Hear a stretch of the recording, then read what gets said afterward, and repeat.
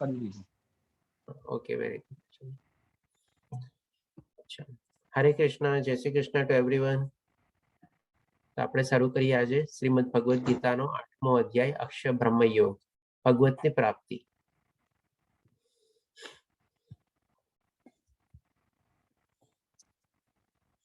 આઠમા અધ્યાયમાં પહેલા અને બીજા શ્લોકમાં અર્જુન એક સાથે 8 પ્રશ્ન કરે છે. અને આ 8 પ્રશ્ન ક્યાંથી આવે છે? અર્જુનના જેમ આપણે એક સેકન્ડ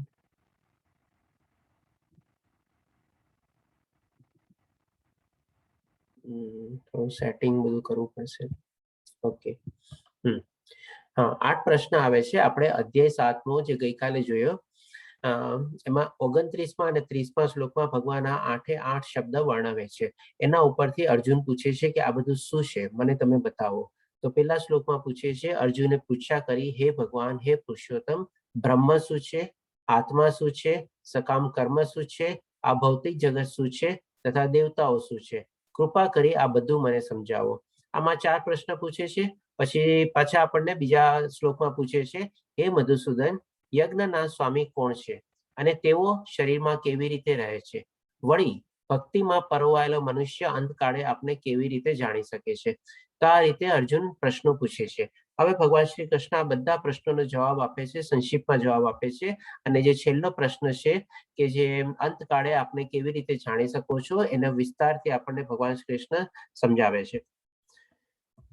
તો સૌ પ્રથમ ત્રીજા શ્લોકમાં ભગવાન શ્રી કૃષ્ણ જવાબ આપે છે.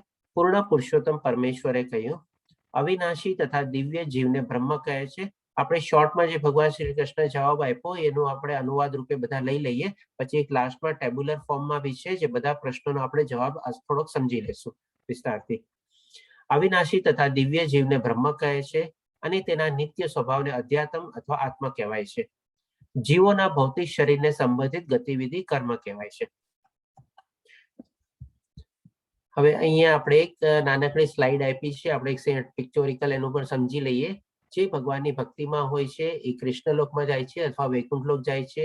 જે કોઈ પણ ઈચ્છાથી ભગવાનની પ્રાપ્તિ માટે ભગવાનની પૂજા કરે છે, અર્ચના કરે છે અથવા દ્રવ્યદાન કરે છે, કાંઈ બી કરે છે, એ લોકો સ્વર્ગ લોકમાં જાય છે, જે ટેમ્પરરી છે. અને અમુક કાળ પછી પાછું એમણે મૃત્યુ લોકમાં જન્મ મૃત્યુ જરા વ્યાધિના ચક્કરમાંથી પાસ થઈને આવવું પડે છે.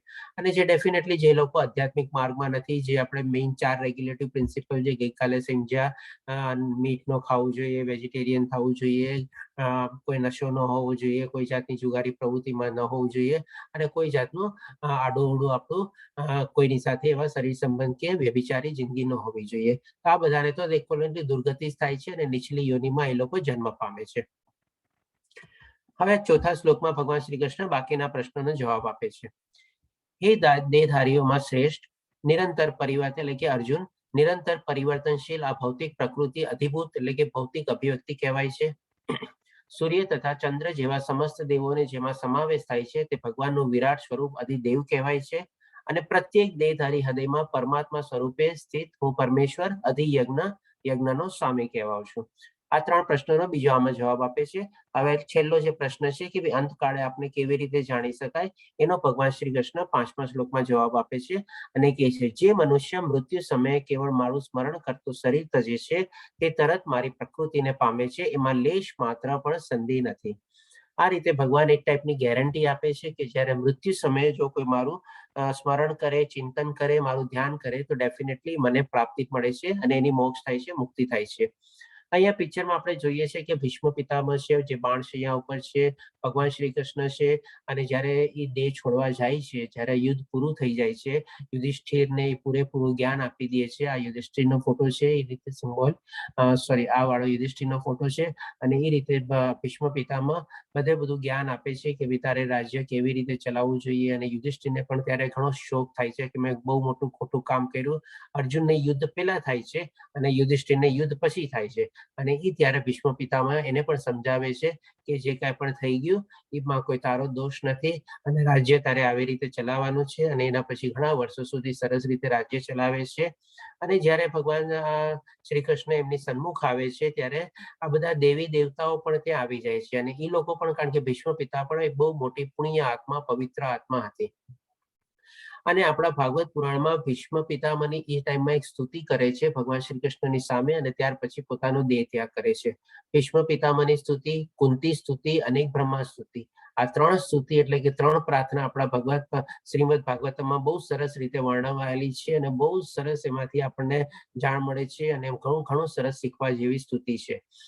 તો આ રીતે અહીંયા ભગવાન શ્રી કૃષ્ણ જેમ કહે છે એ રીતે આપણે એક અહીંયા દ્રષ્ટાંત લીધો કે આ રીતે આ સમયે આટલી સરસ પવિત્ર આત્મા દેહ ત્યાગ કરે છે અને ભગવાનની પ્રાપ્તિ થાય છે. આવો એક બીજો એક્ઝામ્પલ રાવણનો બી છે. રાવણ જ્યારે રામના હાથે પછી રાવણનો વધ થાય છે ત્યારે રાવણ બી મરતી સમયે જય શ્રી રામ બોલે છે અને એમને પણ ભગવત પ્રાપ્તિ થાય છે. હજી એક બીજો એક્ઝામ્પલ આપ કોઈ મને આપી શકશો? આપણા આ તો બધા બહુ પુરાણોમાંથી એક્ઝામ્પલ થઈ ગયા, પણ આપણે જે ઇતિહાસમાં વાંચ્યું હોય એવું એક્ઝામ્પલ કોઈ કે જેના શબ્દોમાં છેલ્લી મોમેન્ટમાં મરવાના સમયે ભગવાનનું નામ નીકળે છે. વાલી. વાલી પણ ગાંધીજી. ગાંધીજી કોણ બોલ્યું? જી હા, ધન્યવાદ માતાજી.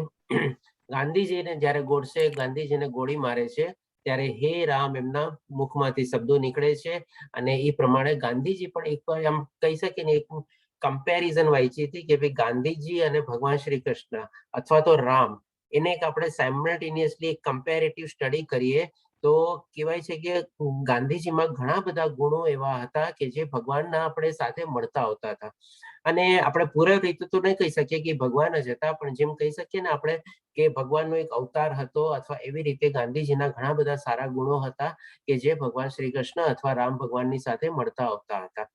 તો આ રીતે શ્રી રામ અને એમને ગાંધીજીએ પણ ભગવદ્ ગીતા ઉપર એક બહુ મોટું સરસ ભાષ્ય લખેલું છે જેનું નામ છે અનાસક્તિ યોગ, અને ઘણું સરસ વિશ્લેષણ છે ભગવદ્ ગીતા ઉપર.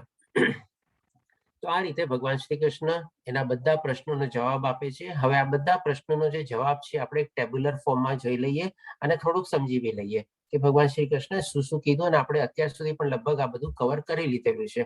કારણ કે જે અર્જુનના પ્રશ્ન હતા એ ભગવાન શ્રી કૃષ્ણએ પણ આગલા અધ્યાયોમાં સમજાવી દીધા છે. પણ જેમ 29મા અને 30મા શ્લોકમાં અર્જુને ફરી ભગવાન શ્રી કૃષ્ણ ફરીથી આ શબ્દોનો ઉચ્ચારણ કર્યો, એટલા માટે અર્જુને પૂછ્યું અને ભગવાન શ્રી કૃષ્ણ એને સમજાવ્યું. સૌથી પહેલા તો બ્રહ્મ એટલે કે આત્મા શું છે, જે આપણે જાણી ગયા છે કે આત્મા એટલે કે જીવ, એક ચેતના, સેન્સેશન. આપણે ગયા અધ્યાયમાં જોયું 8 પ્રકૃતિ જે ભૌતિક પ્રકૃતિ છે અને એનાથી જે પરા પ્રકૃતિ છે જે ચેતના છે એ જીવરૂપી ભગવાન શ્રી કૃષ્ણ એ જે આપણે એ શરીરમાં નાખે છે ત્યાર પછી આપણે લિવિંગ બોડીમાં અથવા લિવિંગ શરીરમાં આપણે કન્વર્ટ થાય છે, એ રીતે જીવાત્મા કહેવાય છે. અને જે અવિનાશી છે અને જીવિત અસ્તિત્વ છે. ડેફિનેટલી આપણે લિવિંગ બિંગ જે છે એ આત્માનું નિરૂપણ થાય છે ત્યાર પછી જ આપણે એ લિવિંગ બિંગમાં કન્વર્ટ થાય છે, અધરવાઇઝ નોન લિવિંગ જ આપણે કહી શકીએ. પછી આવે છે અધ્યાત્મ એટલે કે શરીરનો નિયંત્રક. શરીરનો નિયંત્રક તો કે ભાઈ જીવ છે, અને જીવનો સ્વભાવ શું છે, જેમ આપણે જોઈ ગયા શરીરને સુખ જોવે છે, મનને શાંતિ જોવે છે, જીવને આપણે આત્માને આનંદ જોવે છે. અને આનંદ ક્યારે મળે છે તો કે ભગવાનની ભક્તિ અને સેવા કરવાથી. એટલે કે જીવનો જે સ્વભાવ છે એ બાય બર્થ એટલે કે જેને કહીને બેઝિક ઇન્સ્ટિંક્ટ એ ટાઈપનો જે છે કે ભાઈ ભગવાનની સેવા કરવી એ આત્માનો સ્વભાવ છે. ને કર્મ કોને તો કે ભાઈ આપણે જે ભૌતિક દુનિયામાં જેટલા આપણા શરીર દ્વારા જે કંઈ પણ કર્મ કરીએ છીએ એ બધા આપણા કર્મ છે. પછી અધિભૂતા એટલે કે ભૌતિક પ્રકૃતિ. જે ભૌતિક પ્રકૃતિ ભગવાન શ્રી કૃષ્ણે આપણને જણાવ્યું કે ભાઈ 8 તત્વો દ્વારા બનેલી છે, 5 ટેન્જિબલ થિંગ્સ અને 3 ઇનટેન્જિબલ થિંગ્સ. એના દ્વારા આપણે આખી ભૌતિક પ્રકૃતિ બનેલી છે, જેને આપણે અધિભૂતા તરીકે ઓળખી શકીએ. પછી આવે છે અધિદેવ એટલે કે સુપ્રીમ દેવતા, જે આપણને 11મા અધ્યાયમાં વિશ્વરૂપમાં બધા દેવી દેવતાઓ અને જે કાંઈ પણ છે એ બધું ભગવાન શ્રી કૃષ્ણ પોતાના વિશ્વરૂપની અંદર દેખાડે છે, કે જેથી કરીને ઇસ્ટાબ્લિશ થઈ જાય છે કે ભગવાન શ્રી કૃષ્ણ જ આ બધાના સ્ત્રોત છે, અને આ બધા દેવી દેવતાઓ ભગવાન શ્રી કૃષ્ણની અંદર જ સમાયેલા છે. પછી આવે છે અધિયજ્ઞ એટલે કે પરમાત્મા, જે આપણે 15મા અધ્યાયમાં પુરુષોત્તમ યોગમાં બી સરસ રીતે આપણે ઓર ડિટેલમાં આપણે જાણી શકશું. હવે પછી પૂછે છે અર્જુન કે અધિયજ્ઞ રહે છે ક્યાં? તો કે પરમાત્માનો જે અંશ છે આત્મા એ આપણા સૌના હૃદયમાં રહેલો છે, સૌના હૃદયમાં સ્થિત છે.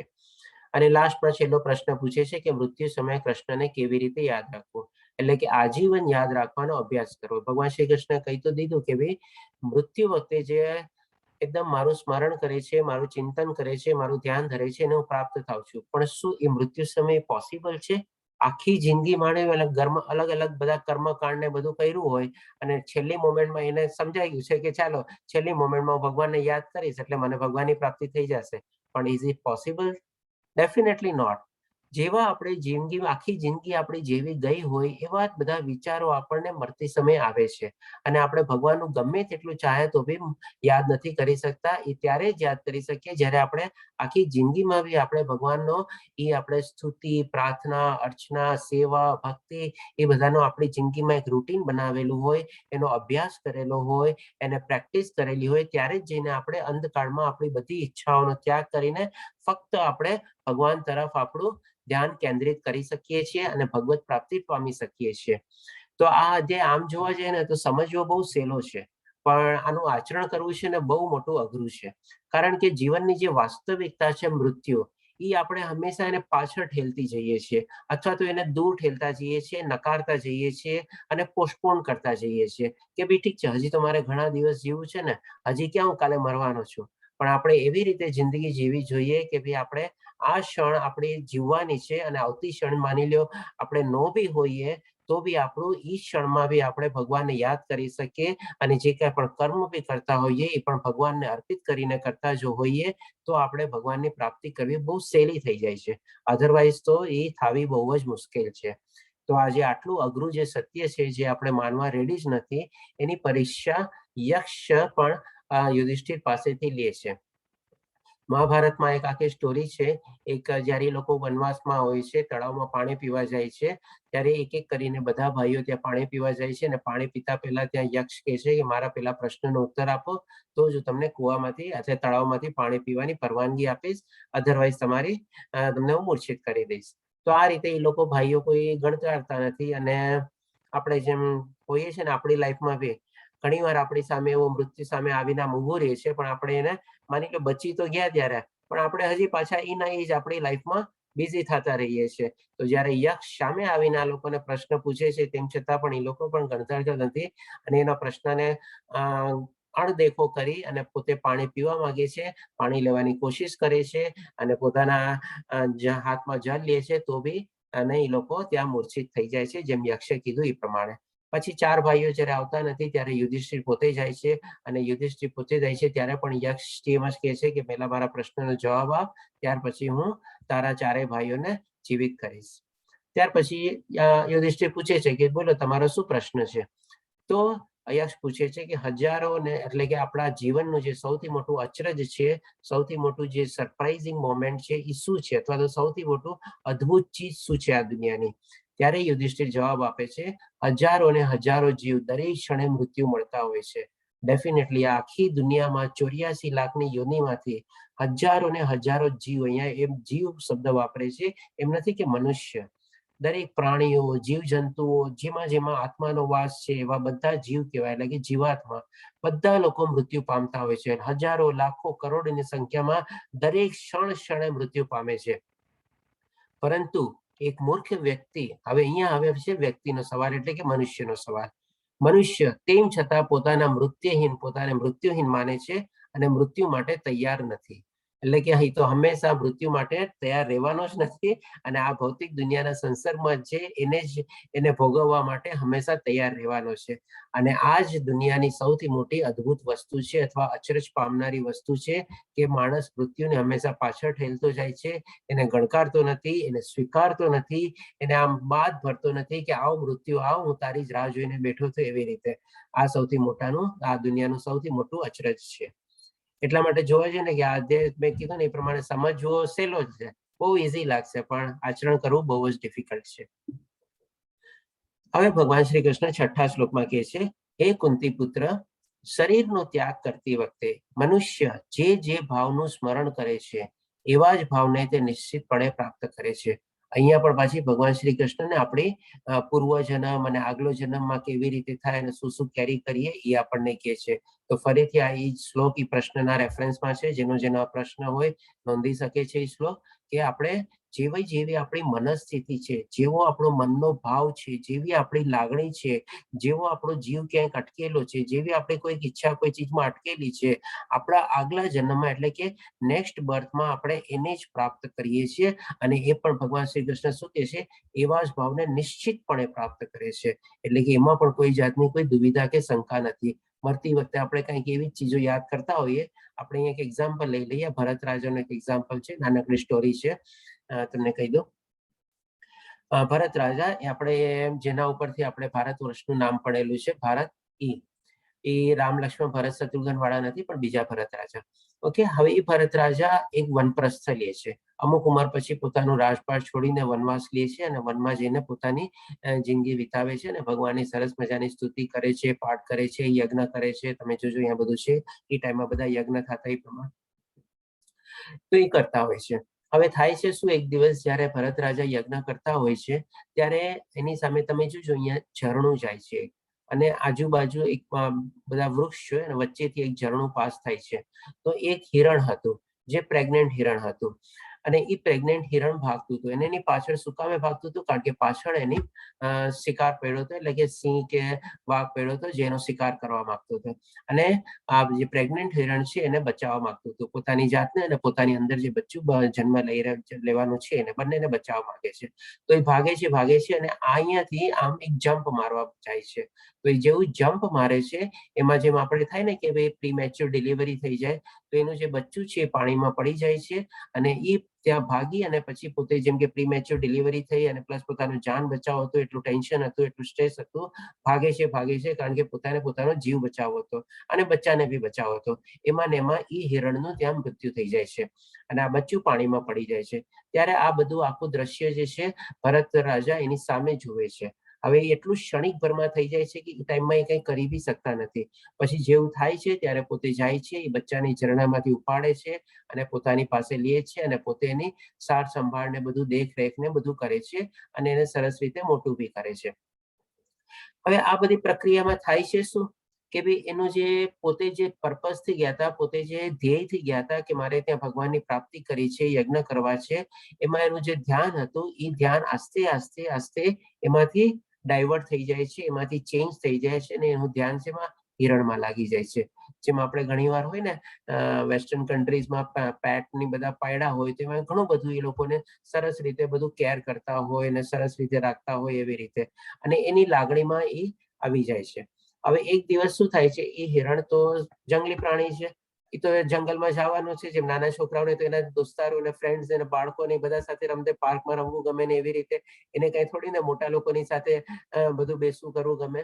એવી રીતે હિરણ બી જાય છે પાસેના જંગલમાં તમારે, અને જેમ એનો ડેઈલી રૂટીન હતો એ રીતે આવે છે. પણ એક દિવસ હિરણ આવતા મોડું થઈ જાય છે. હવે મોડું થઈ જાય છે તો ભરત રાજાને તો હિરણનું શું થયું હશે, પાછો કોઈ એનો શિકાર કરવા તો નહીં ગયો હશે ને, હિરણ ઘવાયેલ તો રહી ગયો હશે ને, હિરણને કોઈ મારી તો નહીં નાખ્યો હશે ને, એવા અલગ અલગ બધા એના મનમાં વિચારો આવે છે અને એના મનસ્થિતિ હિરણમાં જ અટકી જાય છે અને એ હિરણમાં જ તમારે એનો જીવ બી અટકાઈ જાય છે કે શું થયું હશે હિરણ. અને એ પછી એને ગોતતા ગોતતા એ પ્રમાણે જ્યારે પોતે ઘરની બહાર નીકળીને જંગલમાં એને ગોતવા જાય છે ત્યારે એક નાનકડા ટેકરી ઉપરથી પોતે પડી જાય છે અને પડતા એમનું ત્યાં મૃત્યુ થઈ જાય છે. તો એ મૃત્યુ જે થાય છે ત્યારે એના મનમાં કેવી સ્થિતિ હતી, તો કે હિરણમાં એનો જીવ અટકાઈ ગયો હતો. હવે એ જે જીવ અટકાઈ ગયો હતો તો એનો આગલો જન્મ બી હિરણ રૂપે થાય છે, પણ ડેફિનેટલી એને પુણ્ય કર્મને બધા કર્યા હતા. તો એ જયારે હિરણ રૂપે જન્મ થાય છે ત્યારે એ ડેફિનેટલી એને થોડો ઘણો પોતાનો પૂર્વજન્મ યાદ હોય છે અને પોતે મંદિરની આજુબાજુમાં જે ઘૂમે ફરે છે અને બધું કરે છે એના હિરણરૂપી જન્મમાં. અને એ અમુક જેનો ટાઈમ હતો હિરણરૂપી પછી મૃત્યુ પામી અને પાછો જળ ભરત તરીકે જન્મ થાય છે. જળ ભરત તરીકે એને શું કામે કહેવામાં આવે છે, તો કે એકદમ શાંત રહેતો, કોઈની સાથે કઈ વાત ન કરતો અને મની મનમાં આપણે ભગવાનની સ્તુતિ કરતો, પ્રાર્થના કરતો અને ભક્તિ કરતો. અને ત્યાર પછી એ જળ ભરતના જન્મમાંથી પછીનું મોક્ષ થાય છે. તો આ રીતે આપણે કહેવાનો તાત્પર્ય એ છે કે જ્યારે આપણે મરતી વખતે જેવી આપણી મનસ્થિતિ હોય, જેવી આપણી ભાવના હોય, જ્યાં આપણો જીવ અટકેલો હોય, એવી જ મનસ્થિતિ આપણને આગલા જન્મમાં બી ડેફિનેટલી ઈ જ મળે છે. હવે ભગવાન શ્રી કૃષ્ણ 7મા શ્લોકમાં આપણને સમજાવે છે, તેથી દેટ મીન્સ સો ધેરફોર, આ સમજાવ્યા પછી હે અર્જુન, તારે સદા કૃષ્ણ રૂપમાં મારું ચિંતન કરતું રહેવું અને તે સાથે યુદ્ધ કરવાનું તારું નિર્ધારિત કર્તવ્ય પણ કરવું જોઈએ. હવે ભગવાન શ્રી કૃષ્ણ અહીંયા બંને ચીજ કહે છે કે ભાઈ તારે ડેફિનેટલી મારું ચિંતન બી કરતું રહેવાનું છે અને યુદ્ધ કરવાનું છે. હવે એ ટાઈમમાં શું અર્જુન બાણ ચલાવે ને હે શ્રી કૃષ્ણ એમ બોલે, અથવા તો બાણ ચલાવતી વખતે હરે કૃષ્ણ કૃષ્ણ કૃષ્ણ હરે હરે, હરે રામ રામ રામ હરે હરે બોલે, એ નહીં, એવી રીતે નહીં. પણ એનો મતલબ એ છે કે આપણે આપણા જીવન જેમ જીવતા હોઈએ, આપણે સાંસારિક જીવન જીવતા હોઈએ અથવા તો આપણે ગ્રહસ્થ હોઈએ, તો આપણે જે કાંઈ પણ કર્મ કરીએ છીએ એ બધું કર્મ આપણે ભગવાનને અર્પિત કરીને કરવાનું છે.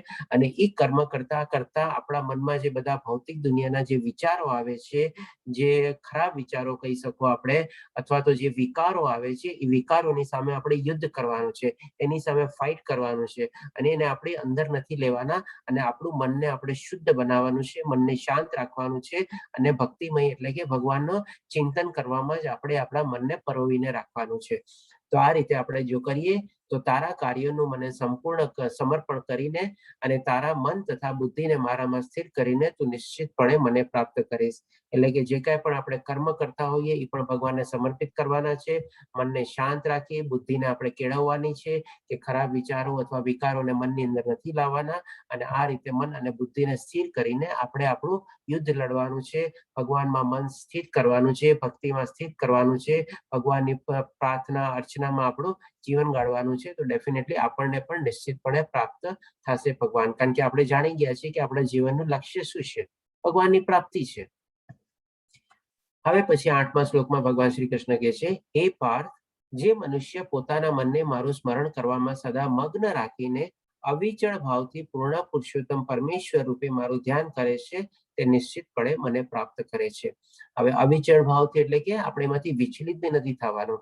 જેમ ભરત રાજા વિચલિત થઈ ગયા હતા એક પર્પઝ માટે, યજ્ઞ કરવા માટે અને ભગવાનની પ્રાપ્તિ કરવા માટે, પણ પાછા કેવી રીતે વિચલિત થઈ ગયા અને શું એમની પરિસ્થિતિ થઈ, તો આપણે પણ એમાંથી શીખ લઈને આપણે પણ જાણવાનું છે કે ભાઈ એટલીસ્ટ આપણા ફેગ એન્ડ ઓફ ધ લાઈફ, જેને કે ને આપણા મરવાની છેલ્લી ઘડીએ, એટલે એક ઉંમર કહી શકીએ કે ભાઈ જ્યારે આપણે માની લો વનપ્રસ્થની ઉંમરમાં પહોંચી ગયા, આપણામાં કે છે ને જ્યારથી આપણે 51 શરૂ થઈ જાય, એટલે કે 51, 52 એટલે કે વન શરૂ થઈ ગયો, તો એ ટાઈપની તો એટલીસ્ટ આપણે થોડું ઘણું ભગવાનમાં ભક્તિમાં વધારે ધ્યાનમાં લાગી જ જવું જોઈએ. ત્યાં સુધીમાં તો આપણે ચાલો જે કાંઈ પણ કર્યું બધું બરાબર છે, ઠીક છે, આપણને જ્ઞાન નહોતું કે મળી ગયું તો બી આપણે એમાં ચાલવા માંડ્યા તો બહુ જ સારું, પણ એટલીસ્ટ એક કટ ઓફ પીરિયડ એક આપણી જિંદગીમાં તો એવો રાખવો જ જોઈએ કે જ્યાંથી કરીને આપણે પછી ભગવાનની ભક્તિમાં જ આપણો મેક્સિમમ સમય અને મેક્સિમમ આપણું મન સ્થિતિ અને બધું આપણું જે વિચારધારા ને બધું છે એમાં જ લાગેલું હોવું જોઈએ, તો જ આપણે ભગવાનની પ્રાપ્તિ કરી શકીએ અને આપણો અભ્યાસ પણ કેળવાય. એ છે ને કે જો જેને વનમાં વયા ગયા એની તમારે સદગતિ ઘણી જગ્યાએ પાકી થઈ જાય છે. તો આ રીતે આપણે પણ ટ્રાય કરવી જોઈએ કે જ્યારથી એટલીસ્ટ 51મી વર્ષમાં એટલે કે વનપ્રસ્થ જ્યારથી શરૂ થઈ જાય ત્યારથી તો ડેફિનેટલી આપણે ભગવદ રૂપી જીવ આપણો બનાવી લેવો જોઈએ. હવે અહીંયા એક પાછી બીજી સ્ટોરી આવે છે અજામિલની, કે અજામિલ પણ આપણે બહુ સરસ આ સ્ટોરી ઉપરથી શીખવાનું છે. અજામિલ બહુ મોટો એક કહીએ ને એ પણ પુણ્ય આત્મા, આપણે પવિત્ર આત્મા કહી શકીએ, અને આને અજામિલનો જે આખો વિડીયો જે છે પપેટ શો રૂપે ઇસ્કોનની સાઇટ ઉપર આપણે મળી જશે, અને એ તો લગભગ અડધી કલાક જેવો આખો મોટો પપેટ શો છે. હું અહીંયા તમને સંક્ષિપ્તમાં કહી દઉં છું, તો જેને આખો પપેટ શો નહીં જોવો હોય એ સાઇટમાં જઈને બી જોઈ શકે છે. તો અજામિલ જે બહુ મોટી પુણ્ય આત્મા અને પવિત્ર આત્મા હતી, બ્રાહ્મણ રૂપે હતા, અને જન્મ રૂપે બ્રાહ્મણ નહીં પણ કર્મ રૂપે પણ બ્રાહ્મણ હતા. એમના આચરણ પણ પૂરેપૂરું બ્રાહ્મણ રૂપનું હતું તમારે, અને એના જે પિતા હતા એ પણ એટલા જ મોટા તપસ્વી અને જ્ઞાની હતા. તો આખા ગામમાં એ પિતા અને પુત્ર બંનેનું સારું એવું નામ હતું, અને એ લોકો પોતાનું જીવન નિર્વાહ ને બધું ચલાવતા હતા. તો હવે એક દિવસ થાય છે શું કે અજામિલ જંગલમાં જાય છે અને લાકડા કાપવાની જે એ લોકોનું કામ હોય એ પ્રમાણે, ત્યારે પણ બધા કામ તો કરવું જ પડતું. તો જંગલમાં જાય છે અને જંગલમાં જઈને પોતાની એક લાલ, જેને કે ને આવું જોઈ લો, એને કંઈક ને કંઈક અવાજ સંભળાય છે, તો પોતે ઝાડની પાછળ એ અવાજ સાંભળવાની કોશિશ કરે છે. તો ત્યાં જોવે છે કે ભાઈ ગામની એની એક વેશ્યા છે, પ્રોસ્ટિટ્યુટ છે, એક પુરુષને આલિંગન કરી રહી છે અને બંને કોઈક એક્ટિવિટીમાં ઇન્વોલ્વ છે. તો આવી રીતે જ્યારે અજામિલ જોઈ જાય છે અને ત્યાં જે લપસી જાય છે. હવે જોઈને જેવી એને જોયું, હવે માયાનું બહુ મોટું છે, માયા છે ને આપણને એકચ્યુઅલી જકડતી નથી. આપણે જ્યારે માયામાં આપણે આવી જઈએ છીએ ત્યારે જ એને માયા આપણને પકડે છે હંમેશા. અને જ્યારે પકડે છે ત્યારે આપણે એવા ફસાઈ જઈએ છીએ કે પછી એના ચંગુલમાંથી નીકળવું ઘણું ઇમ્પોસિબલ થઈ જાય છે. જ્યાં સુધી આપણે શુદ્ધ હોઈએ ત્યાં સુધી માયા પણ આપણને અડધી શકતી નથી. આજે એને જોયું ન કર્યું હોત ને કાંઈ ન કર્યું હોત તો પછી ડેફિનેટલી એને કોઈ મતલબ જ નહોતો. આમ આ ખેડા કાન કરીને પોતે પોતાના કામથી નીકળી ગયો તો શું થાય? કાંઈ ન થાય. પણ ના, જેવી અરે થોડુંક તો જોઈ લો, અરે શું છે, શેનો અવાજ આવે, જાવ જોવા તો દે. એટલે કે પોતે લપસો, લપસણીમાં બેસી ગયો અને લપસો ત્યાં. હવે એટલે કે જેવો લપસો માયા એને તરત પકડો, જેમ દલદલની અંદર ફસાઈ જાય ને એવી રીતે. અને એ પ્રમાણે પછી જોવે છે અને હવે એને આ સ્ત્રી ઉપર આકર્ષણ જન્મે છે. તો એ શું કરે છે? સ્ત્રીને કહે છે કે તું ચાલ મારી ઘરે. આ સ્ત્રી કહે છે કે હું શું કામ તારી ઘરે આવું, તું મને શું આપીશ? તો કે તને જે જોવે છે એ પ્રમાણે હું તને બધું આપીશ. તો કે અચ્છા ઠીક છે. પછી સ્ત્રી પાછી કન્ડિશન મૂકે છે કે મને તો મદિરા પાન ને આ ને તે ને બધું બી જોવે. આ કે છે કઈ વાંધો નહીં, હું બી તારી સાથે લઈશ. હવે આ બ્રાહ્મણ જાત થઈને જેને કોઈ એવા કોઈ નશો નથી કર્યો, એ પણ આના ઓલામાં આવીને કહે છે કે ઠીક છે, હું બી તારી સાથે લઈશ, એમાં શું વાંધો છે. ઓકે, ઘરે લઈને આવે છે. હવે જેવું ઘરે લઈને આવે છે ત્યારે અજામિલ જે છે પોતે વિવાહિત હતો અને લગભગ એમની ઉંમર હતી ત્યારે 26-27 વર્ષની.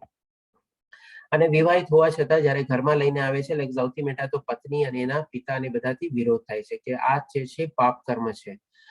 હવે આને તો શું છે, આંધળો થઈ ગયો છે. જેમ આપણે બીજા અધ્યાયમાં જોયું હતું ને કે ભાઈ એની ઈચ્છા પૂર્ણ થાય તો શું અને ઈચ્છા ન પૂર્ણ થાય તો શું. હવે એની ઈચ્છા પૂર્ણ કરવામાં બધા અવરોધ આવે છે તો એના માટે ક્રોધિત થાય છે અને બધું કરે છે. તો કે ભાઈ હું તો એને પ્રેમ કરું છું, આમ કરું છું, એમ કરું છું, એને રાખીશ. અને ત્યારે એની પત્નીનો પોતે ત્યાગ કરે છે. પત્ની બી વહી જાય છે એને છોડીને. અને પછી એના માતા પિતા બી કહે છે કે આ જો આવા પાપ કર્મમાં રહેવાનો હો તો મારે તારા સાથે રહેવું નથી. અને પોતાના એના મા બાપને બી છોડી દે છે. મા બાપ બી પછી વયા જાય છે અને અલગ રહે છે. હવે લગભગ 26 વર્ષથી લઈને 36 એટલે કે સોરી 56-58 વર્ષ સુધી એટલે કે 30-32 વર્ષ સુધી સ્ત્રીને ભોગવે છે. અને એ ભોગવતા ભોગવતા એને 10 પુત્ર થાય છે.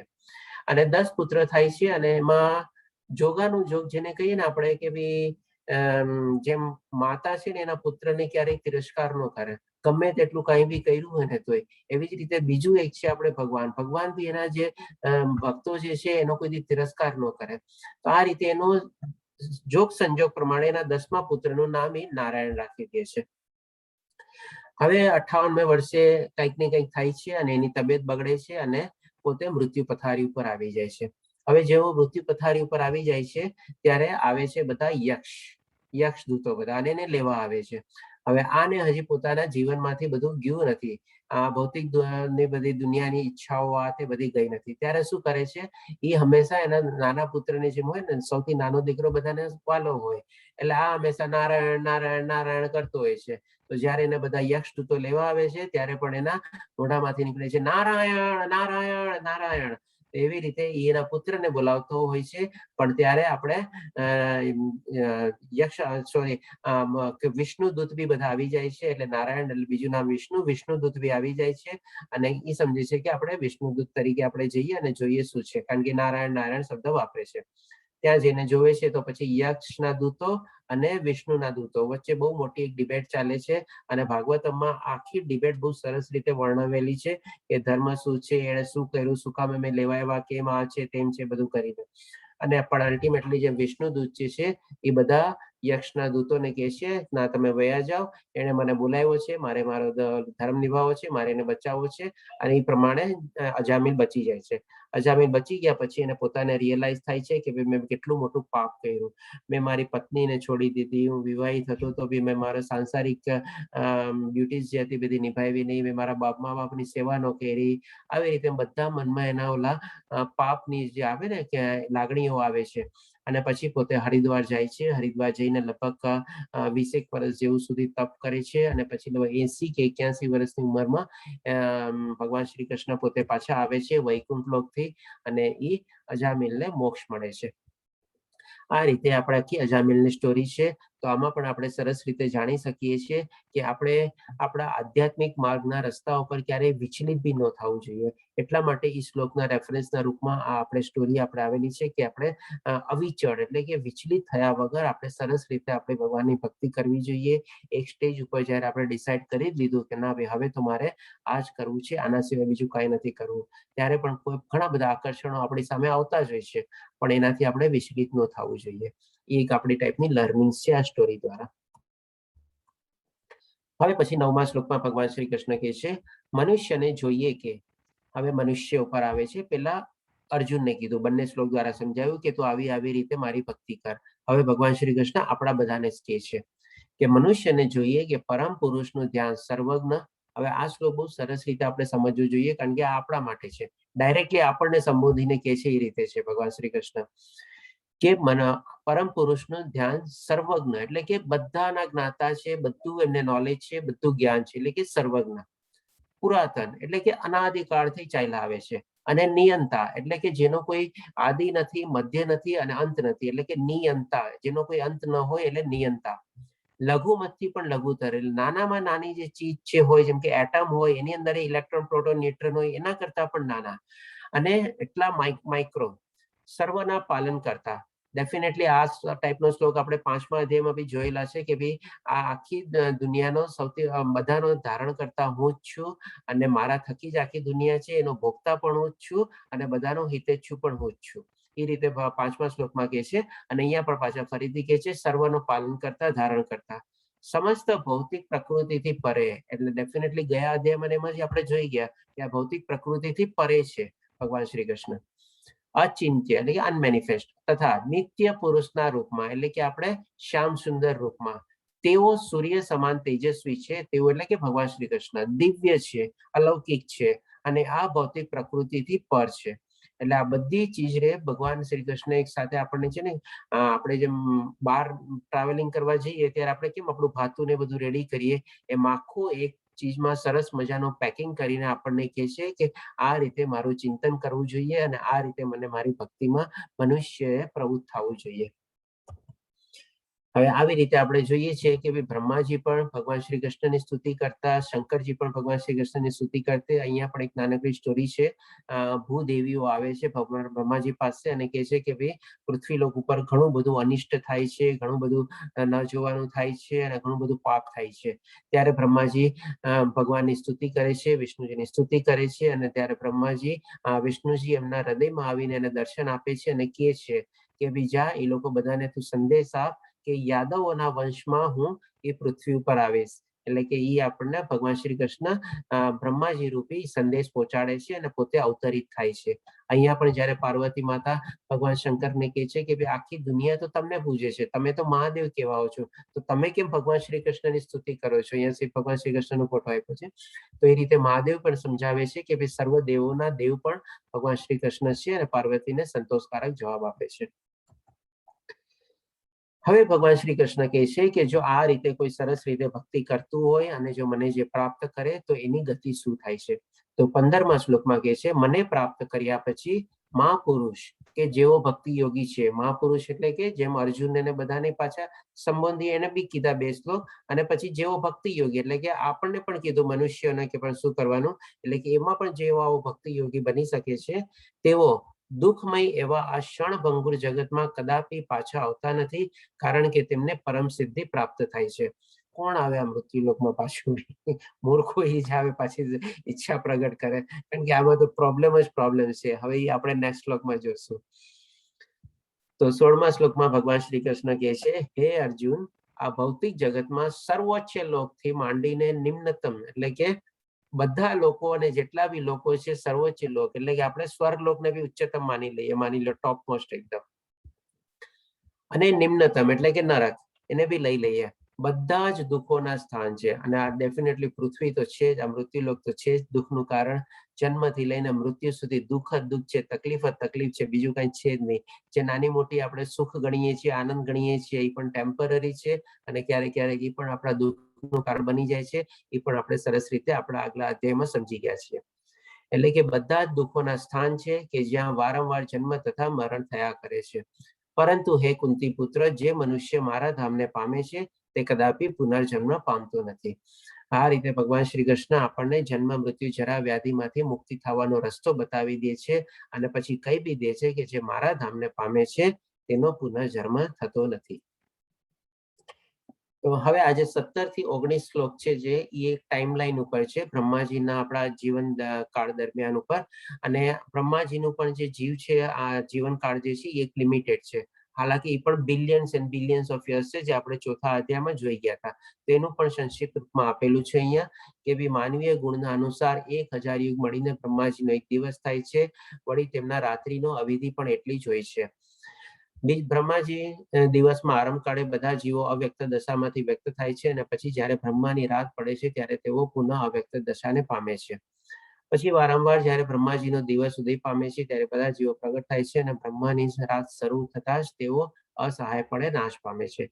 એટલે કે જે બ્રહ્માજીનું પણ આખું જે દિવસ કાળનું જે ચક્ર છે અને એનો દિવસ કેટલો લાંબો હોય છે, રાત્રિ કેટલી લાંબી હોય છે અને બ્રહ્માજીનો આખું જીવનકાળ કેટલા વર્ષોનું છે, બિલિયન્સ એન્ડ બિલિયન્સ ઓફ યર્સનું આપણે ચોથા અધ્યાયમાં જોઈ ગયા છે.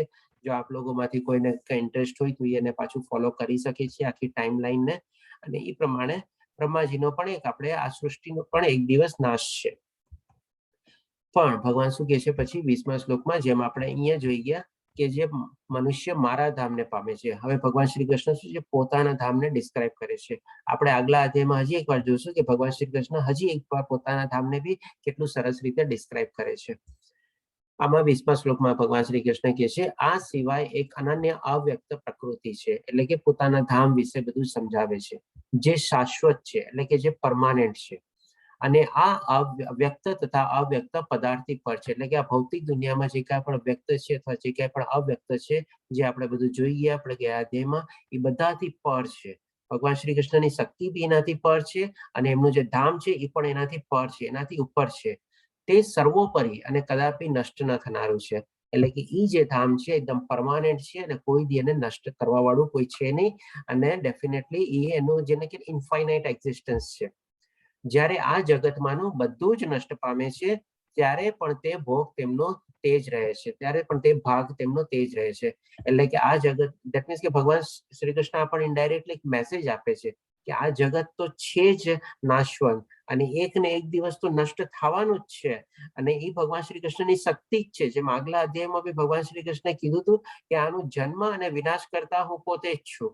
એટલે કે ડેફિનેટલી આ ભગવાન આ જે સૃષ્ટિ જે છે એ પણ એક દિવસ નષ્ટ થવાની જ છે. અને ભગવાન શ્રી કૃષ્ણના આદેશ હેઠળ અથવા એમની મરજી પ્રમાણે જ એનું નષ્ટ થશે.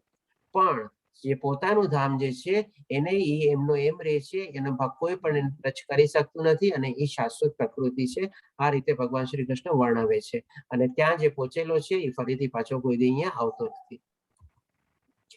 અને આ એક આપણે પિક્ટોરિકલ રિપ્રેઝન્ટેશન છે કૃષ્ણ લોક અથવા વૈકુંઠ લોકો કે જે ત્યાં આનંદ જ આનંદ છે. બધા પ્રકારના જીવો એકદમ સુખ શાંતિ અને પરમ આનંદથી રહે છે.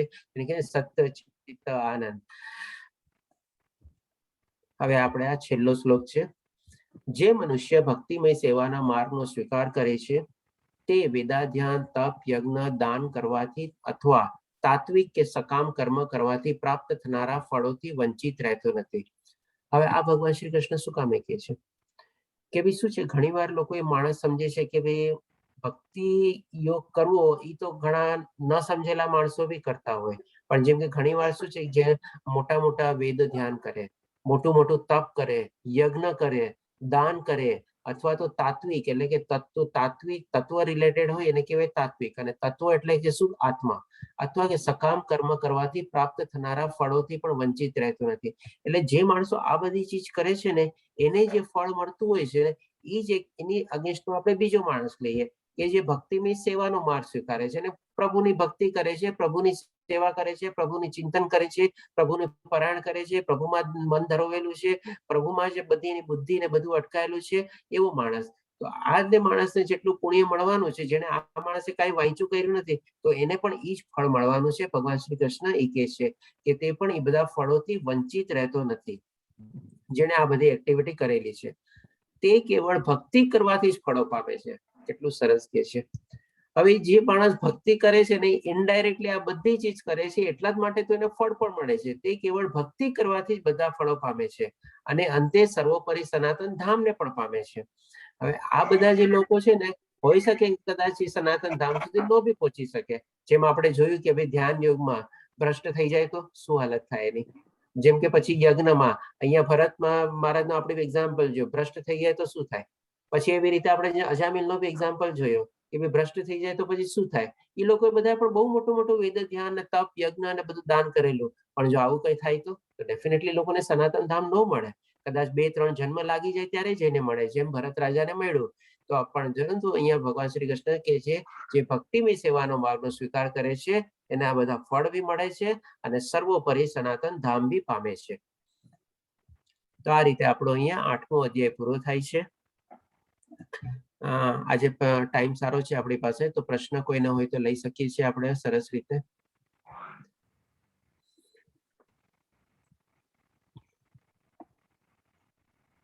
હરે કૃષ્ણ, જય શ્રી કૃષ્ણ.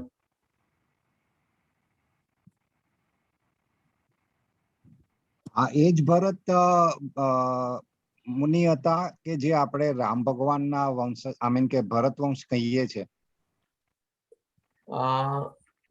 આ એ ભરત રાજા હતા જેના ઉપરથી આપણે ભારતનું નામ રાખવામાં આવેલું છે. તો મતલબ કે એટલે કે એ જ ભરત, હા એ જ ભરત વંશી થયા તમારે બી. એ નહીં કે ઓલા રામ લક્ષ્મણ ભરત શત્રુઘ્ન છે ને એ વાળા ભરત નહીં, પણ જેના ઉપરથી આપણે ભારતનું નામ રાખવામાં આવેલું છે અને એ પોતે પણ ભરત વંશી જ હતા. હા, એટલે હા બરાબર છે. રામ ભરત વંશી જ હતા ને? રામ ભગવાન ની મારા ખ્યાલથી સૂર્યવંશી હતા. અચ્છા, ઓકે ઓકે. મહેશ પ્રભુજી આપનો હેન્ડ રેઝ છે. હાજી બોલો. હા પ્રભુ, માણસ મૃત્યુ પામે છે ત્યારે આત્મા ગતિ કરી જાય છે, પણ મેં એવું વાંચ્યું છે કે 10 દિવસ સુધી એ આત્માની હાજરી હોય છે, કેમ કે આટલા વર્ષ સુધી કુટુંબમાં રહ્યા હોય બધાની સાથે, એટલે એની ગતિ થતી નથી પણ એની હાજરી હોય છે. એટલા માટે આપણે જે ધાર્મિક ક્રિયા કરીએ છીએ મૃત્યુ પછીની, એ 10 દિવસ પછી કરતા હોઈએ છીએ. આ વસ્તુ સત્ય છે? આ એકચ્યુઅલી છે ને એક પ્રથા છે. હવે કોઈક 12મું કરે છે, કોઈક 14મું કરે છે, એવી રીતે હોય છે. કોઈક જેમ તમે કીધું 10 દિવસ, તો કોઈક 10મું બી કરતા હશે, કદાચ હોઈ શકે. પણ મેં જ્યાં સુધી સાંભળ્યું છે 12મું અને 14મું વધારે થતું હોય છે, અથવા તો 13મું બી થતું હોય છે. ઘણી વાર તો ઉંમર પ્રમાણે લોકો ડિસાઈડ કરે છે કે ભાઈ કેટલામું કરવું, ત્યારે એ લોકો એ પ્રમાણે માને છે કે ત્યાં સુધી આત્મા છે અને પછી આપણે એને વિદાય આપીએ, આ રીતે. તો આ એકચ્યુઅલી છે ને પ્રથા છે. આનું ક્યાંય તમને લખાણ નથી મળેલું. આપણા શાસ્ત્રોમાં આનું ક્યાંય લખાણ નથી. એટલા માટે હવે આને કેટલું માનવું એ બધાનું પોતાનું વ્યક્તિગત છે. એટલે ગરુડ પુરાણ ની અંદર અમુક વસ્તુ હોય છે. ગરુડ પુરાણમાં એનો ઉલ્લેખ છે. હા, એ કે ભાઈ માતા એ છોકરો એ માતાનું આ રીતે વિધિ કરે, એના મૃત્યુ બાદ એના પિતાની કરે, અંતિમ સંસ્કાર કરે, એના કાંડ ઘરે ત્યાં લઈ જાય તો એને અશ્વમેઘ યજ્ઞ, પગલે પગલે અશ્વમેઘ યજ્ઞ નો પુણ્ય મળે છે. આ રીતનું ગરુડ પુરાણમાં એક દાખલ ડિસ્ક્રાઇબ કરેલું છે. ઓકે, તો આમ હોઈ શકે કદાચ. મારા 2 પ્રશ્ન છે પ્રભુજી. હા પ્રભુજી. એક તો એ કે હવે આપણે જે કહીએ, હમણાં જે મહેશ પ્રભુજીએ વાત કરી કે જે રૂઢિમાં ચાલ્યું આવ્યું છે કે 10 દિવસ કે 12 દિવસ કે 14 દિવસ પછી જે વિધિ કરવી પડે, એ કરીએ ત્યાં સુધી આત્મા લાઈવ હોય છે, બીજા શરીરમાં પ્રવેશ કરતો નથી. પણ બોડીને ડોનેટ કર્યું હોય, એની કોઈ ક્રિયા ના કરી હોય તો તેનું શું? અને બીજો પ્રશ્ન એ કે હમણાં આપણે શ્લોકમાં જોયું કે છેલ્લી ઘડીએ ભગવાનનું નામ કરવાથી ભગવાનના ધામમાં ભગવાનને પ્રાપ્ત કરી શકાય છે, પણ યુદ્ધમાં યુદ્ધભૂમિમાં જ્યારે એકબીજાને મારતા હોય છે ત્યારે એકબીજાને મારતાનો જ સ્વભાવ હોય છે કે એ જ વિચારો હોય છે કે હું એને મારી કાઢું, એ મને મારે પહેલા, તો શું થાય? પહેલા આપણો પ્રશ્ન લઈ લઈએ. પ્રથમ પ્રશ્ન કે ભાઈ તમારો જે પ્રશ્ન શું હતો એમાં કે ભાઈ 10 દિવસ, 12 દિવસ, 14 દિવસ અને એમાં જે બોડી ડોનેટ કરે છે એની શું સ્થિતિ છે? તો હવે જે બોડી ડોનેટ કરે છે એમાં તો આત્મા હોતી જ નથી સૌથી ફર્સ્ટ ઓફ ઓલ. તો એને તો બોડી ડોનેટ કરી દીધી એટલે એ બોડી લોકો જેને સોંપવાની હોય એ લોકો એના ટાઈમ પ્રમાણે આવીને બોડીને લઈ જાય અને એમાં આત્મા હોતી નથી. અને એ જ પ્રમાણે જેમ કે માની લો આપણે કોઈ સ્મશાનમાં લઈ જાય એ રીતે એ લોકો આવીને બોડીને લઈ જાય છે. અને બે બાજુથી 10, 12, 14 દિવસ પછી જે પ્રથા વિધિને કરવાની હોય એ જેને બોડી ડોનેટ કરી એ લોકો બી કરી શકે છે ને જે જલાવે છે એ બી કરી શકે છે. તેમાં આઈ ડોન્ટ થિંક એમાં કોઈ મેજર ડિફરન્સ છે તમારે એમાં. હવે બીજો પ્રશ્ન જે છે આપણો કે ભાઈ મરતી સમયે કે જે યુદ્ધ કરતા હોય, હવે યુદ્ધ કરતા હોય ને ત્યારે સૌથી પહેલા તો હું તમને 2 ટાઈપના એક્ઝામ્પલ આપીશ યુદ્ધ કરતી વખતે. એક તો આપણે મહાભારતનું યુદ્ધ જ લઈએ.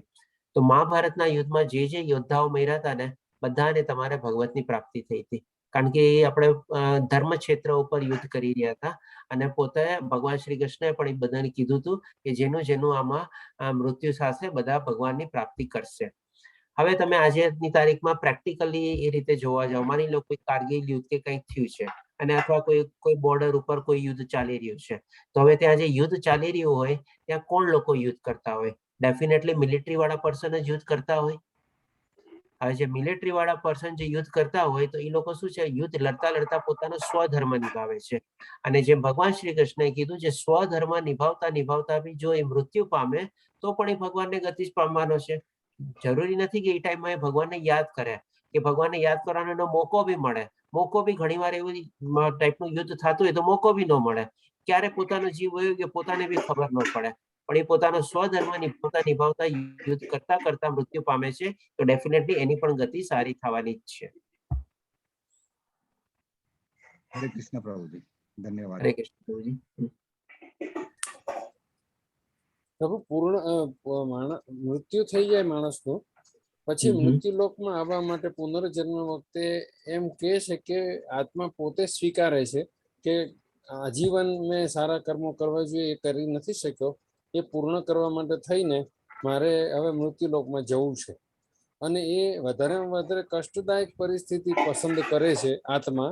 કેમ કે એને અગાઉ પ્રાયશ્ચિત કરવું છે, જે અગાઉ નથી કરી શકે સારા કર્મો એ કરવા છે એને એના પ્રાયશ્ચિત રૂપે એ પોતે એવું પ્રિફર કરે છે આત્મા કે મારે પુનર્જન્મ લેવો છે અને વધારેમાં વધારે કષ્ટ વેઠવું છે. આ વસ્તુ સત્ય છે? સત્ય હોઈ બી શકે કે ન બી હોઈ શકે, આપણે એનો ચર્ચા નથી કરવાની. પણ જેમ કે માની લો કોઈ આત્મા ડિસાઈડ બી કરે તો ધેટ મીન્સ કે આપણે અહીંયા ભરત રાજાનો જ એક્ઝામ્પલ લઈએ. એ આત્માએ ડિસાઈડ કર્યું કે ભાઈ મારે હવે એનો જ્યાં જીવ અટકી ગયો અને એ તમારે હિરણનો જન્મ લે છે આવતા જન્મમાં.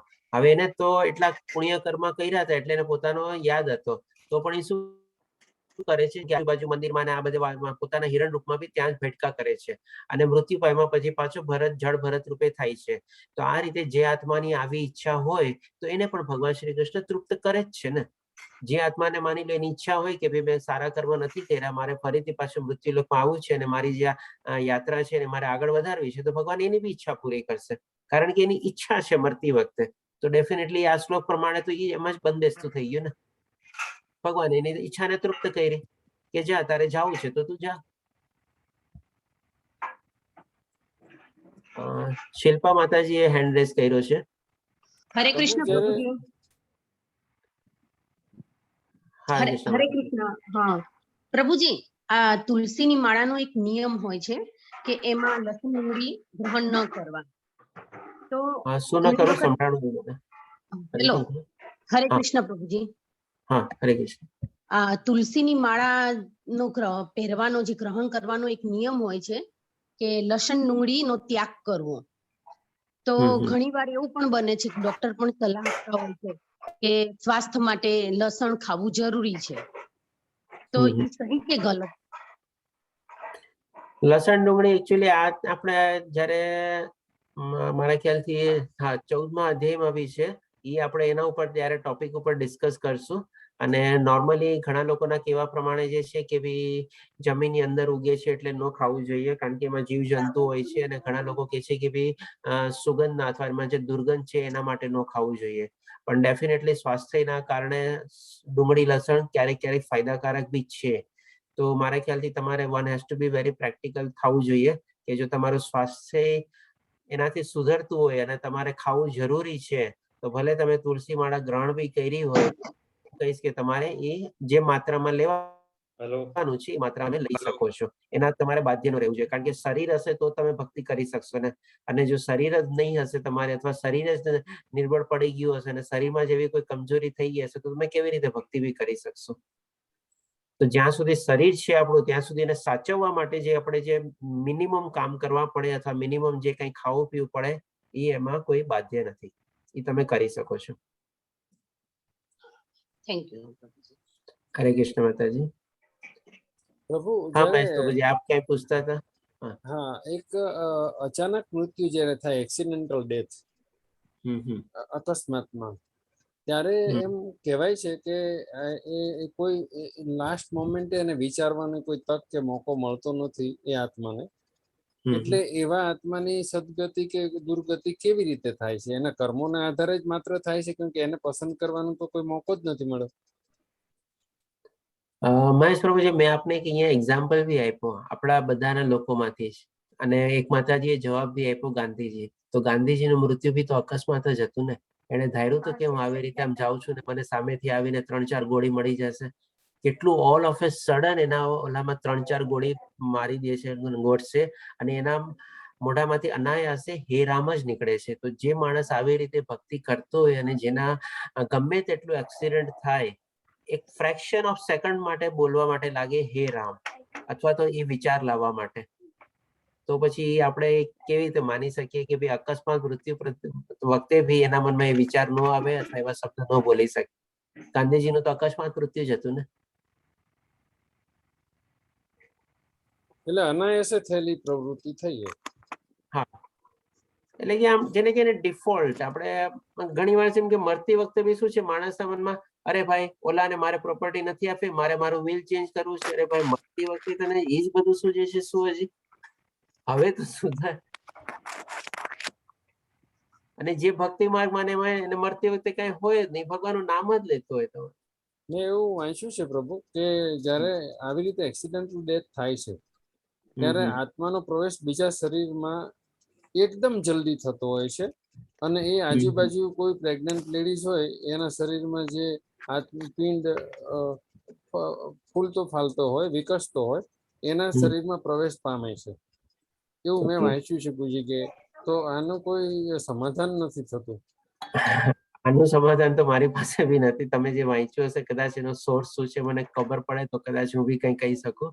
બાકી અધરવાઇઝ તો જે તમે કહો છો તો કદાચ એ સાચી વાત બી હોઈ શકે, કારણ કે આ કોઈ આત્માને જોઈ તો નથી શકતું ક્યાં ગયું, કેવી રીતે ગયું. તમારે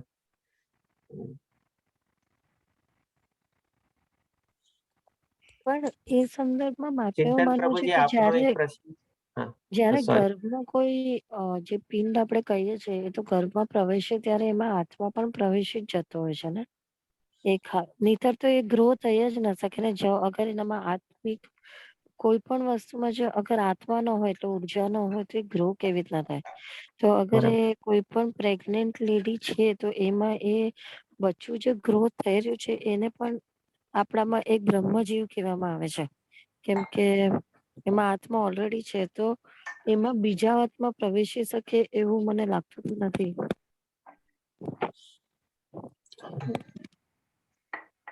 તમારી વાત તો બરાબર છે પ્રિયા માતાજી. તો ફર્સ્ટ ટાઈમ જ્યારે આત્મા પ્રવેશ કરે છે કન્સેપ્શન પછી, તે વખતે જ આવો બનાવ બન્યો હોય તો એવું થઈ શકે? હા, ઓકે, એ થઈ શકે.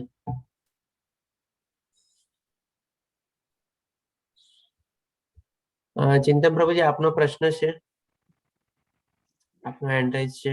ગાયત્રી માતાજી, આપનો બી હેન્ડ રાઇઝ છે. જેમ અમને કીધું કે આવી રીતે જે જન્મ લે છે, પણ જીવ જે છે જ્યારે પ્રેગ્નેન્ટ લેડીની અંદર એ ચોથા અઠવાડિયે એમનો જીવ અંદર આવી જાય છે, અને પછી જે ભ્રૂણ છે એ ગ્રો થાય છે, જેમ પ્રિયા માતાએ કીધું. અને એ કહી રહ્યા છે કે ત્યારે થાય છે. હમણાં એમનો પાછળથી જે પ્રશ્ન હતો કે એ કઈ રીતના થાય છે, એ સોરીથી મને એક વખત કહી દો ને, હું થોડુંક મારો માઇન્ડ સ્લેપ થઈ ગયો. એમણે જે કીધું ને લાસ્ટ હમણાં. હા, પ્રિયા માતાજી, આપ જ જણાવો આપના શબ્દોમાં જ. ના ના, એમના નહીં. જેમને પૂછ્યો હતો ને પ્રશ્ન આજે, આઈ થિંક મહેશ પ્રભુજી કે રાજેન્દ્ર પ્રભુજી હતા. શું પૂછ્યું? મહેશ પ્રભુજીનો ટાઈમે સવાલ હતો કે જે અકસ્માત રીતે મૃત્યુ થતું હોય અને આજુબાજુમાં પ્રેગ્નન્ટ લેડી હોય તો એમાં પ્રવેશ સરળતાથી આઈ મીન કે ઇમિડિયેટલી થઈ જાય છે.